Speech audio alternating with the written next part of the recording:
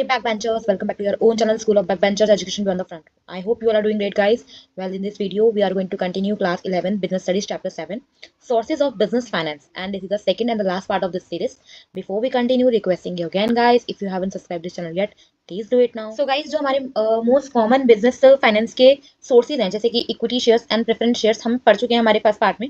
यहाँ हम पढ़ने वाले हैं हमारा रिटेन अर्निंग. रिटेन अर्निंग का मीनिंग मैंने फर्स्ट पार्ट में भी बताया था कि जब आप प्रॉफिट कमाते हो और आप उस प्रॉफिट को यूज ना करते हुए आप उसको री इन्वेस्ट कर देते हो अपने बिजनेस में ही. हो सकता है पूरा प्रॉफिट, हो सकता है कुछ पोर्शन प्रॉफिट का, तो उसको हम रिटेन अर्निंग कहते हैं. तो मीनिंग देखते हैं. Retained earning are the part of the profit that a company keeps instead of distributing to share holders as dividend.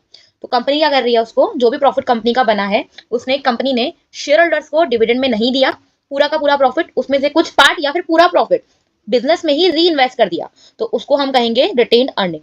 ये जो मनी होती है is use again in business for growth, expansion and future needs. तो future needs हैं, कुछ expand करना है business को, कोई नई प्रोडक्ट लाइन लेकर आनी है, ग्रो कराना है, प्रोडक्शन बढ़ाना है, एक्सेट्रा एक्सेट्रा. आपके बिजनेस को ही आगे और ज्यादा ग्रो करने के लिए आप इस मनी को अगेन अगेन बिजनेस के अंदर यूज करते हो.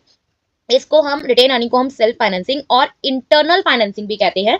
एमसीक्यू में पूछा जा सकता है, तो आपको पता होना चाहिए कि क्या क्या बोल सकते हैं. एग्जांपल बहुत सिंपल सा दिया हुआ है.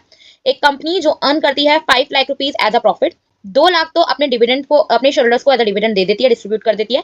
जो रिमेनिंग 3 लाख बचता है उसको वापस से बिजनेस में ही री इन्वेस्ट कर देती है फॉर द फर्दर ग्रोथ. तो इस 3 लाख वाले प्रॉफिट को जिसको री इन्वेस्ट किया गया है उसको हम क्या कहेंगे, रिटेन्ड अर्निंग. आई होप आपको क्लियर है.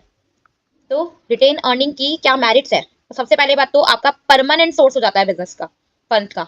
Money says with in the business and is available when ever required. तो बिजनेस का पैसा बिजनेस में ही रहने वाला है, कंपनी का पैसा कंपनी में ही रहने वाला है, और जब भी आपको शॉर्ट टर्म के लिए या लॉन्ग टर्म के लिए उसको पैसे की जरूरत पड़ेगी आप उसको इस्तेमाल कर सकते हो. तो परमानेंट सोर्स हो जाता है आपका फंड का. ठीक है. कंपनी की कोई कॉस्ट नहीं है रिटेन अर्निंग में, आपको कोई इंटरेस्ट भी नहीं पे नहीं करना, कोई डिविडेंड नहीं पे करना है ना. तो कोई कंपनी की कॉस्ट नहीं बनती इसके ऊपर, जैसे कि आपको इक्विटी शेयर्स, डिवेंचर्स या डिविडेंड या लोन लिया है उसके ऊपर देना पड़ता है. कोई चार्ज और एसेट नहीं है, आपको कोई मॉर्गेज नहीं रखना पड़ता, कोई प्लेज नहीं रखना पड़ता अपनी प्रॉपर्टी को. ठीक है. तो company doesn't need to mortgage और pledge its property. Helps in growth. Company can reopen new branches. इसी पैसे को यूज करते हुए कंपनी न्यू ब्रांचेस ओपन कर सकती है, मशीन खरीद कर सकती है, एक्सपेंड कर सकती है अपने बिजनेस को इन्हीं फंड्स को यूज करते हुए.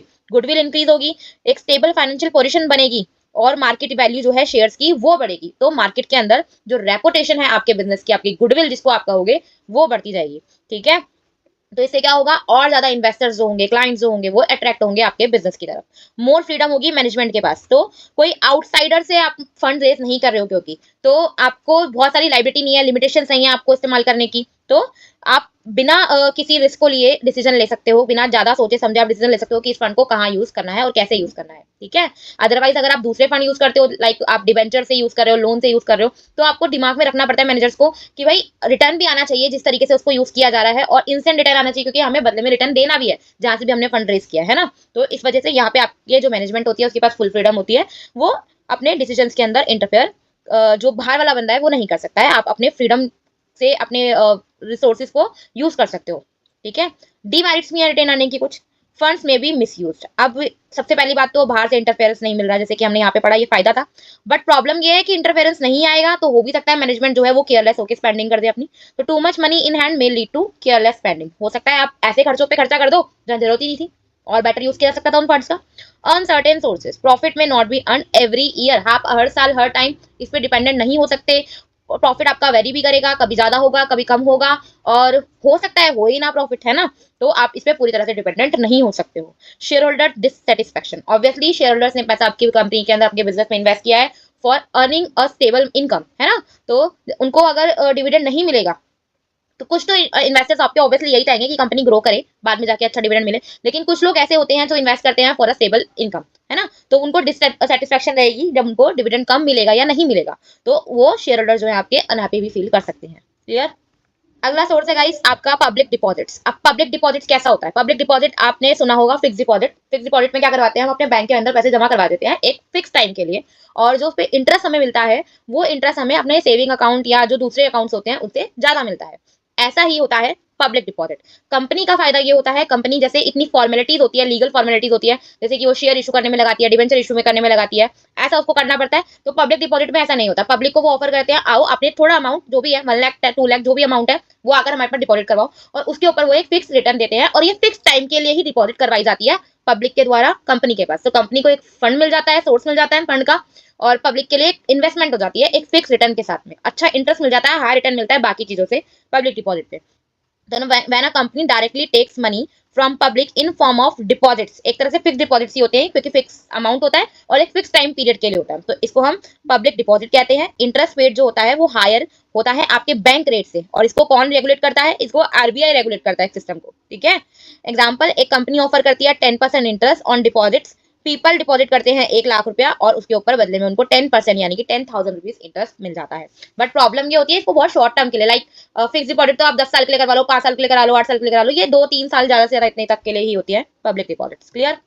मेरिट्स देख लेते हैं गाइस पब्लिक डिपॉजिट की। कोई असेट मॉर्गेज नहीं रखनी पड़ती है, रिक्वायर्ड नहीं होती है, कंपनी को फंड्स मिल जाते हैं बिना किसी प्रॉपर्टी को आप सिक्योरिटी के रूप में दिए हुए। टैक्स सेविंग, कंपनी जो होती है आप सॉरी जो भी कंपनी इसके ऊपर इंटरेस्ट पे करती है उसका टैक्स जो होता है डिडक्टेबल होता है, तो कंपनी को इससे फायदा हो जाता है। सिंपल प्रोसेस है, इजियर देन इशुइंग शेयर्स और डिवेंचर। अभी डेफिनेशन में बताया, इतनी ज्यादा फॉर्मेलिटीज नहीं होती हैं जितना शेयर डिवेंचर को इशू करने में होती है, उतना पब्लिक डिपॉजिट करने में नहीं होती है। Control is not diluted. आप इक्विटी शेयर अगर इशू करते हैं तो इक्विटी शेयर होल्डर्स का क्या होता है? कंट्रोल आ जाता है कंपनी के अंदर। पर यहाँ पे पब्लिक डिपॉजिट जो होते हैं उनमें पब्लिक का कोई डिपॉजिट में मतलब उन्होंने डिपॉजिट करवाई है कंपनी के पास तो उनका कोई कंट्रोल नहीं आएगा। तो डिपॉजिटर्स जो होते हैं उनको कोई वोटिंग राइट या कंट्रोल नहीं ऑफर किया जाता। लिमिटेशंस देख लेते हैं। शॉर्ट टर्म के लिए होता है, अभी बताया मैक्स टू मैक्स 2 या 3 years, max to max 3 years के लिए होता है, जो कि लॉन्ग टर्म फाइनेंस के प्रोजेक्ट अगर है तो कंपनी उसमें इन्वेस्ट कंपनी इसे फंड रेज नहीं कर सकती है। लिमिटेड फंड होते हैं, कंपनी को ज्यादा से ज्यादा 25% जो है शेयर कैपिटल का उस तक ही रेस किया जा सकता है, रिजर्व क्रिएट किया जा सकता है, ज्यादा नहीं कर सकती है।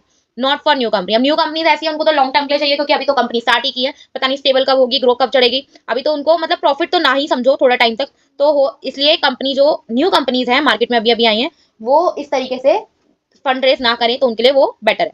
पीपल में नॉट ट्रस्ट न्यू कंपनी, तो कंपनी को ट्रस्ट भी नहीं करेंगे लोग, इन्वेस्ट भी नहीं करेंगे इसमें। Unreliable sources, if the public doesn't deposit money, तो कंपनी को फंड मिलेंगे ही नहीं। कंपनी अगर लोग जो है कंपनी को ट्रस्ट नहीं करेंगे तो कंपनी के अंदर इन्वेस्ट भी नहीं करेंगे, कंपनी को फंड भी नहीं मिलेगा, ऑब्वियसली इनको दूसरा सोर्स ऑफ फंड ढूंढना पड़ेगा। क्लियर?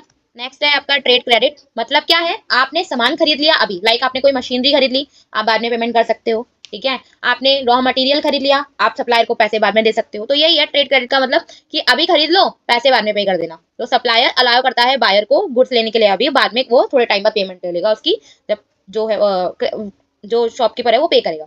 तो एग्जांपल वही है, आपका शॉपकीपर गुड खरीदता है 50,000 रुपए के एक होलसेलर से और उसको पे करता है 30 दिन के बाद। उसका यही टाइम पीरियड चलता रहता है, पहले वो रॉ मटेरियल ले जाता है, बाद में उसके पास जब पेमेंट रिलीज होती है तो उसके बाद वो अपने सप्लायर को पेमेंट कर देता है। तो ट्रेड यानी कि आपका सामान आप उधार पे खरीद लेते हो। मैरिज डिमेरिज देख लेते हैं गाइस। पहले मैरिज की बात करते हैं। वेरी कन्वीनियंट है, बहुत ही ज्यादा इजीली अवेलेबल हो जाता है। सप्लायर्स अगर आपको ट्रस्ट मतलब आपका आप ट्रस्टवर्दी हो तो आपके सप्लायर आपको जानते हैं, बहुत टाइम से आप काम कर रहे हो तो इजीली आपको दे देंगे, और बहुत ज्यादा बिजनेस के अंदर ट्रेड के अंदर इसको यूज किया जाता है। इमीडिएट परचेज पॉसिबल हो जाती है, बिजनेस कैन बाय स्टॉक बिना अभी कैश इमीडिएटली पे किए हुए, ठीक है। रेडीली अवेलेबल होता है। इफ द सेलर जो है वो ट्रस्ट करता है बायर को तो क्रेडिट देना बहुत ही आसान हो जाता है उसके लिए, क्योंकि उसको पता है पेमेंट मेरे को मिल ही जानी है। नो चार्ज ऑन एसेट, कोई आपको सिक्योरिटी जो है एडवांस के अंदर पे यहाँ पे नहीं करनी पड़ती है एज अ मॉर्गेज और प्लेज। डीमेरिट देख लेते हैं। मोर रिस्की है जब आप ओवर ट्रेडिंग करते हो, जब आप एक मतलब अगर आप एज अ बायर हो, आप सामान खरीद रहे हो और आप बार बार उधार पे खरीद रहे हो तो इससे आपको बहुत ज्यादा लॉस भी हो सकता है, और आप सामान अगर बार बार बेच रहे हो उधार तो भी आपको नुकसान हो सकता है। तो इजी क्रेडिट से आप एक्सेस बाइंग भी कर सकते हो जिससे और लॉस भी हो सकता है आपको। लिमिटेड फंड, आप सामान ही तो खरीद सकते हो, हर चीज तो आप क्रेडिट पे नहीं कर सकते, वेजेस लेबर्स वगैरह ये तो आप नहीं लेकर सकते, रेंट जो होता है आपका या आपका इलेक्ट्रिसिटी बिल है और भी सारी चीजें, इन सब चीजों के लिए आप इसको यूज नहीं कर सकते हो, छोटी छोटी चीजों के लिए ही इसका इस्तेमाल किया जा सकता है। कॉस्टली सोर्स है, अगर पेमेंट डिले कर देते हो आपने जिस टाइम के लिए बोला था उस टाइम पे आपने पे नहीं करा तो आपको बहुत सी पेनल्टीज पे करनी पड़ सकती है, या हो सकता है कि जो प्राइसेस है वो चेंज हो जाए और जो आपका सप्लायर है उसको चार्ज करेगा आपसे, ठीक है। आई होप आपको क्लियर है। नेक्स्ट है गाइस आपका कमर्शियल बैंक्स। तो कमर्शियल बैंक्स होते हैं, बहुत तरीके के लोन्स आपको प्रोवाइड करते हैं, जैसे कि आपको कैश क्रेडिट देते हैं, ओवरड्राफ्ट की फैसिलिटी देते हैं, टर्म लोन्स देते हैं, आपके बिल्स को डिस्काउंट करते हैं, आपको इंटरेस्ट जो है इन सब लोन्स पे चार्ज किया जाता है, वो एक अलग बात है। फॉर एग्जाम्पल एक कंपनी जो है कैश क्रेडिट लेती है 5 लाख रुपए की लिमिट तक का, और उसके ऊपर सिर्फ उतना ही इंटरेस्ट पे करती है जितना उसने यूज किया होगा, ठीक है। आइए इसके मेरिट्स और डिमेरिट्स पढ़ते हैं। तो मेरिट्स देखते हैं पहले। आपको टाइमली असिस्टेंस मिल जाता है। आपको जब पैसे की जरूरत थी, आपके पास इन हैंड कैश नहीं था, आपको कोई ट्रांजैक्शन करनी थी, आपके बैंक में पैसे नहीं पड़े थे, लेकिन आपकी कैश लिमिट थी, आपके पास कैश क्रेडिट था या आपके पास ओवरड्राफ्ट फैसिलिटी थी, तो आप उसका इस्तेमाल करके अपने अकाउंट में जितने पैसे आपके हैं उससे ज्यादा पैसे आप अपने अकाउंट से कटवा सकते हो, ट्रांजेक्शन पूरी कर सकते हो। तो आपको इमीडिएट फंड मिल जाता है जब भी आपको उसकी नीड होती है। आपकी सीक्रेसी मेंटेन रहती है, कोई लोन इन्फॉर्मेशन वगैरह जो होती है आपकी, जो भी आपने अपने बैंक से लिया है, वो सब चीजें आपकी प्राइवेट रहती है, आपको किसी के साथ में उसको डिस्क्लोज करने की जरूरत नहीं होती है। इजी सोर्स है फंड का, कोई लोन पेपर वर्क नहीं होता जैसे कि आपको प्रोस्पेक्टस वगैरह इशू करने के लिए लगता है, उस तरह का। फ्लेक्सिबल लोन्स होते हैं, आप अपने लोन्स को एडजस्ट कर सकते हो, आपकी नीड के अकॉर्डिंग बढ़ा सकते हो, घटा सकते हो। आप अपनी इंस्टॉलमेंट्स को इंस्टॉलमेंट में पे कर सकते हो अपने लोन को, आप उसको भी उसकी जो ईएमआईज है उसको भी बढ़वा सकते हो, घटवा सकते हो। एक ही टाइम पे अगर आपके पास इकट्ठा पैसा आ जाता है तो आप उसको हैंड टू हैंड पे करके अपनी सारी ट्रांजेक्शन भी पूरी कर सकते हो, है ना। तो फ्लेक्सिबल लोन होते हैं आपके। डीमेरिट्स पढ़ लेते हैं। ये सिर्फ शॉर्ट और मीडियम टर्म के लिए आपके लिए फायदेमंद है। एक बिजनेस जो एक लॉन्ग टर्म के लिए फाइनेंस ढूंढ रहा है तो उसके लिए तो फिर वो equity shares, debentures, preference shares यही सूटेबल है, ठीक है। तो बैंक जो है वो लॉन्ग टर्म के लिए फंड अवेलेबल नहीं करवा पाते हैं। सिक्योरिटी तो भाई बैंक जो है वो फॉर्मल है, फॉर्मल इंस्टीट्यूशन है, तो वो तो आपसे मॉर्गेज जो है मांगेगा ही मांगेगा, कोई असेट का कोई भी आप लोन देते हो तो उसके ऊपर, ताकि बैंक जो है इनके साथ पैसा देने में सक्सेसफुल नहीं हुए तो वो आपके उस प्रॉपर्टी से अपने पेमेंट को रिकवर कर सके। आई होप आपको अच्छे से क्लियर है। लास्ट सोर्स है गाइस आपका ICD, inter corporate deposits.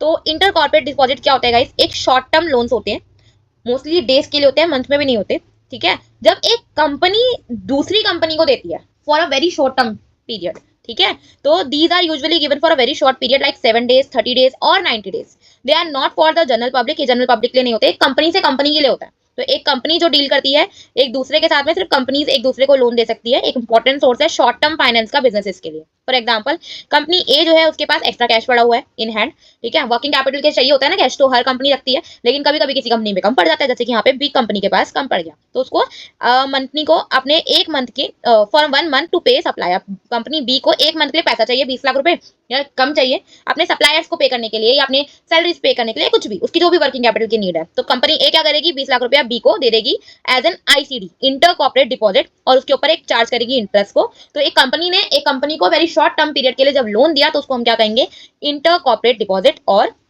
I hope आपको अच्छे से क्लियर है।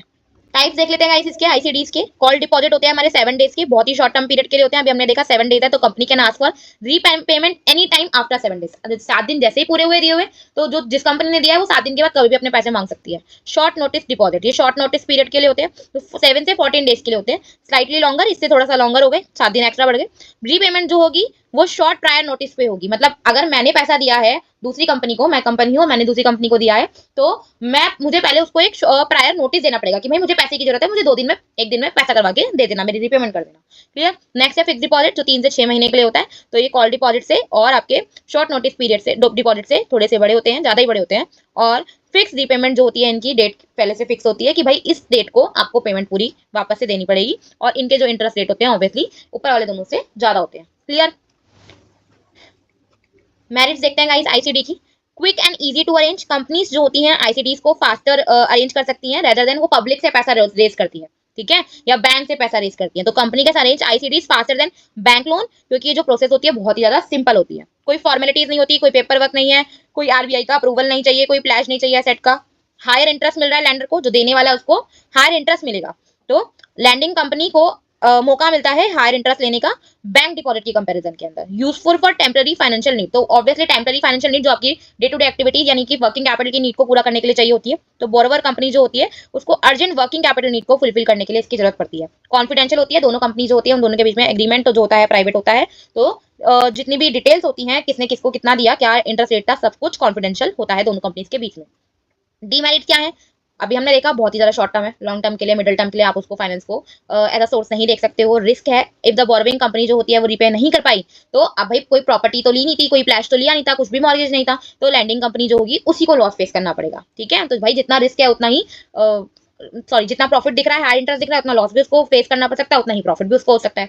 तो लिमिटेड टू ट्रस्टेड कंपनी, तो एक दूसरे जो कंपनीज एक दूसरे में बहुत अच्छा ट्रस्ट करती हैं, बहुत टाइम से एक दूसरे के साथ डील कर सकती है, सिर्फ वही कंपनी एक दूसरे को आईसीडीज जो है वो इजीली इशू कर सकती हैं। तो ओनली फाइनेंशियली स्ट्रॉन्ग और वेल नोन कंपनी जो है वो उन्हीं को ही आईसीडीज जो है मिल पाता है, ठीक है। No legal protection the like bank, तो बैंक के पास तो लीगल प्रोटेक्शन होते हैं, है ना, रेगुलेशन वगैरह जो होती है वो सॉरी अच्छी होती है, स्ट्रांग होती है, और रिकवरी जो होती है वो करना आसान हो जाता है। अगर कोई भी पर्सन या कोई कंपनी जो है पैसा देने में फेल हो जाती है, बैंक रिकवर कर सकता है। बट यहाँ पे ऐसा नहीं है, क्योंकि कोई लीगल प्रोटेक्शन नहीं था, कोई रेगुलेशन नहीं है, तो रिकवरी जो होती है वो करना डिस्प्यूट के केस के अंदर बहुत ही ज्यादा मुश्किल हो जाती है। आई होप आपको ये पूरा चैप्टर अच्छे से क्लियर है गाइस। अगर आपको वीडियो पसंद आया तो लाइक कर देना, चैनल को सब्सक्राइब नहीं किया है तो सब्सक्राइब कर देना। मिलते हैं नेक्स्ट वीडियो में नेक्स्ट चैप्टर के साथ में, तब तक के लिए बाय।